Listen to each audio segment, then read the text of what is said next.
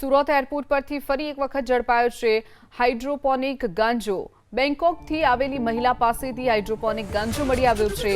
ઝડપાયેલ ગાંજાની કિંમત 1 કરોડથી પણ વધુ હોવાનો ખુલાસો।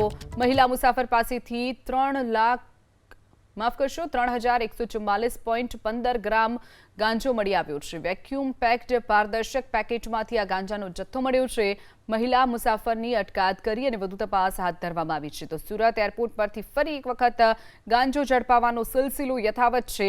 બેંકોકથી આવી રહેલી મહિલા પાસેથી હાઇડ્રોપોનિક ગાંજો મળી આવ્યો છે। લગભગ 1 કરોડથી પણ વધુની તેની કિંમત છે।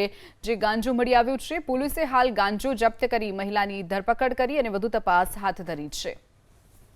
ગાંજો મળી આવ્યો છે। વેક્યુમ પેક્ડ પારદર્શક પેકેટમાંથી આ ગાંજાનો જથ્થો મળ્યો છે। મહિલા મુસાફરની અટકાયત કરી અને વધુ તપાસ હાથ ધરવામાં આવી છે। તો સુરત એરપોર્ટ પરથી ફરી એક વખત ગાંજો ઝડપાવાનો સિલસિલો યથાવત છે। બેંકોકથી આવી રહેલી મહિલા પાસેથી હાઇડ્રોપોનિક ગાંજો મળી આવ્યો છે। લગભગ 1 કરોડથી પણ વધુની તેની કિંમત છે।